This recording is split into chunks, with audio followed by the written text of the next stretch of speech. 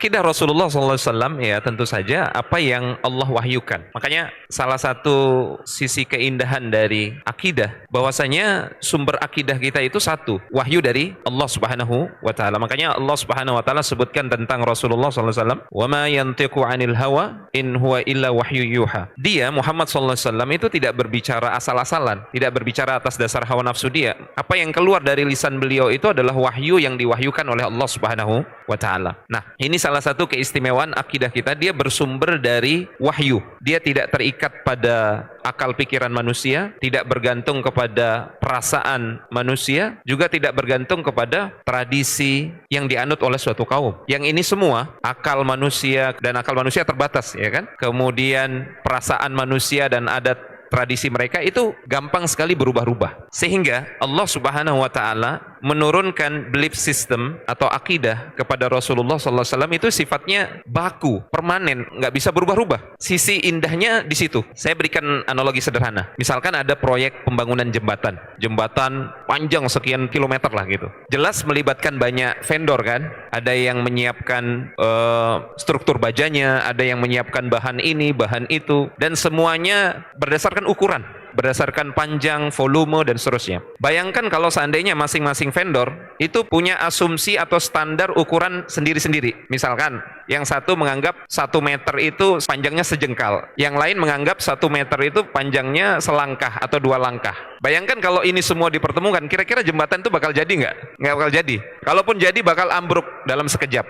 Nah, itu dalam urusan jembatan, ya, atau urusan rumah misalkan. Kalau standar ukurannya berbeda. Bagaimana kalau ini dalam urusan panduan hidup, ya, tujuan hidup. Ya, kalau standar keyakinannya itu berbeda-beda, maka yang akan terjadi adalah kekacauan. Ya, karena yang namanya akal manusia bertingkat-tingkat, berbeda-beda. Yang menurut si A baik, belum tentu menurut si B baik, begitu kan? Yang menurut si A perasaan dia mengatakan ini buruk, si B justru menurut perasaan dia ini baik, begitu loh. Ada contoh menarik, ini baru-baru terjadi. Saya mau menunjukkan bahwasanya belief system atau akidah yang tidak didasarkan kepada wahyu Allah Subhanahu wa taala yang menciptakan segenap manusia ini, kalau itu jadi pegangan, maka akan kacau balau kehidupan. Contoh begini, baru-baru terjadi, silakan mungkin bisa di googling ya. 15 Februari 2024 kemarin, Yunani itu menjadi negara dengan penganut mayoritas Kristen Ortodoks terbesar yang melegalkan pernikahan sesama jenis. Padahal dalam keyakinan Kristen Ortodoks